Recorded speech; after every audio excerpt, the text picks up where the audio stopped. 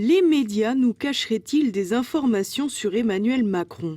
C'est en tout cas l'impression que l'on a si l'on compare avec le déferlement de boules puantes sur les candidats Fillon et Le Pen. Pourtant, Emmanuel Macron n'est pas exempt de tout soupçon. Bien au contraire. C'est en 2008, 4 ans après sa sortie de l'ENA, qu'Emmanuel Macron rejoint la banque Rothschild. En pleine crise financière, celui qui n'est alors âgé que d'une petite trentaine d'années fait office de jeune premier. Il est surnommé le Mozart de la finance. En 2 ans à peine, Macron devient associé gérant de la banque familiale, une ascension fulgurante. En 2012, le jeune carnassier rencontre le patron de Nestlé, Peter Brabeck, lequel le charge de gérer les laits infantiles du laboratoire Pfizer. La transaction s'élève à 9 milliards d'euros. Avec ce coup, Macron touche le gros lot. Pendant ce temps, Macron fait aussi dans le bénévolat. Il conseille dans ce cadre la Société des rédacteurs du Monde quand le trio Berger-Pigasse-Niel s'apprête à racheter le quotidien. Macron sera ensuite suspecté d'avoir fait du favoritisme pour le groupe espagnol Prisa, qu'il conseillera 1 an plus tard dans une autre affaire. Pendant ce temps, Macron aurait également été vu avec Alain Minc, président du conseil de surveillance du Monde à cette époque. En août 2014, le jeune premier fait son entrée à Bercy et déclare donc son patrimoine. Surprise, il ne s'élève qu'à 156 000 euros, un appartement, 2 assurances-vie, une voiture et surtout une dette de près d'1 million d'euros.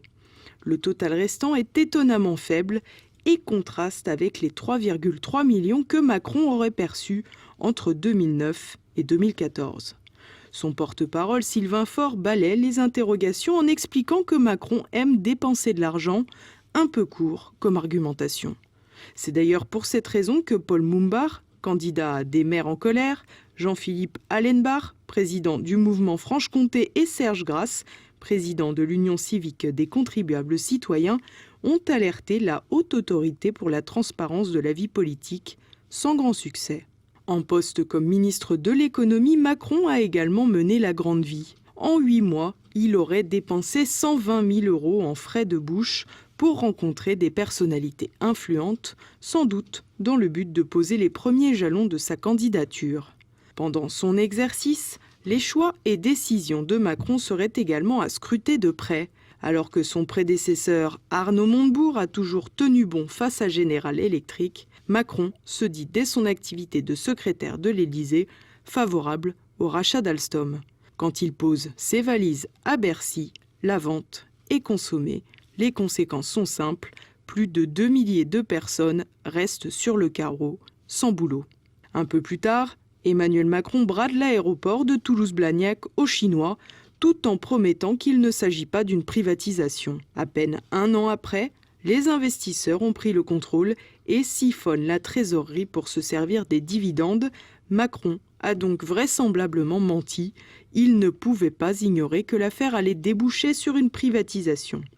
Et jamais 203, l'énarque n'est pas étranger non plus à la reprise de SFR par le groupe Altis de Patrick Drahi. La fusion a d'ailleurs été organisée par le banquier de chez Morgan Stanley, spécialisé dans les télécoms, Bernard Mourad. Ce dernier a depuis intégré l'équipe resserrée d'Emmanuel Macron. Entre-temps, le rachat a mis encore quelques milliers de personnes au chômage, mais pour les grands de ce monde, la fin justifie les moyens. L'autorité de la concurrence a toutefois annoncé jeudi dernier qu'une amende de 40 millions d'euros vient d'être décidée pour SFR, notamment en raison du non-respect des raccordements avec la fibre. Toujours en poste à Bercy, Macron s'était déplacé jusqu'à Las Vegas pour rencontrer les patrons de start-up françaises pour commencer à travailler sa popularité. Une rencontre organisée par le groupe Havas, présidé par Yannick Bolloré, fils du patron de Canal, Vincent Bolloré. Problème, il n'y aurait pas eu d'appel d'offres pour choisir le prestataire du raout. Du coup, Emmanuel Macron pourrait faire l'objet de poursuites pour délit de favoritisme. Des suspicions éclaboussent également quelques proches de l'homme aux 2 alliances. En effet, Jean-Jacques Mourad, frère du banquier Mourad, cardiologue de son état, était jusqu'il y a quelques jours un des 2 monsieur santé du mouvement En Marche. Dans ce cadre, il représentait fréquemment Emmanuel Macron. Premier problème, Jean-Jacques Mourad est également consultant pour le laboratoire Servier et il a empoché pour 66 interventions en congrès ou colloques la modique somme de 80 000 €. Deuxième problème, Jean-Jacques Mourad a oublié de le dire et l'affaire relève donc du pur conflit d'intérêts. Troisième problème, Servier fabrique des médicaments contre l'hypertension artérielle et bingo, le programme de Macron plaide pour un meilleur remboursement de ses produits. Le scandale a fait long feu, mais le gentil cardiologue a levé le camp du mouvement En Marche.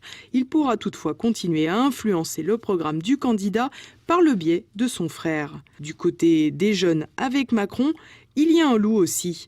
En effet, le très actif responsable Florian Humez est également l'assistant parlementaire à mi-temps de Jean-Jacques Bridet, maire de Fresnes, un des soutiens indéfectibles de l'ancien ministre de l'économie. Le jeune Humez a été embauché le 1er décembre 2016. De ce fait, on peut difficilement imaginer qu'il s'agisse d'un collaborateur de longue date. Pourtant, la loi interdit aux assistants de faire campagne pour un candidat. Ah, décidément, sacrés assistants. Pour finir, toujours bercé dans l'argent, Emmanuel Macron fait apparaître des comptes bien modestes pour son mouvement. N'étant pas un parti, En Marche ne bénéficiera pas des dotations de l'État. Pourtant, son budget de campagne est fixé à 17,5 millions. L'équipe de campagne estime que les dons dépassent aujourd'hui les 6,5 millions et le candidat lui-même devrait faire un emprunt de 8 millions sur ses deniers personnels. Une organisation qui nous ferait presque pleurer. D'ailleurs, Macron se plaît à répéter à qui veut l'entendre qu'aucune entreprise ne finance son mouvement conformément à la loi.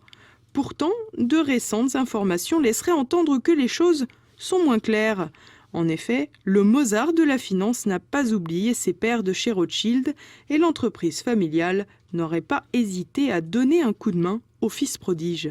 La direction de la banque aurait envoyé un message à une sélection dorée de banquiers parisiens pour organiser un cocktail avec Emmanuel Macron. Le message était d'ailleurs assorti d'une demande de confidentialité. Tu m'étonnes. L'afterwork sur les Champs-Élysées des élites financières a quand même des sacrées allures de levée de fonds. Mais bien sûr, rien n'est avéré et les médias sont trop occupés à creuser d'autres affaires, moins importantes certes, mais sans doute plus en accord avec leur direction.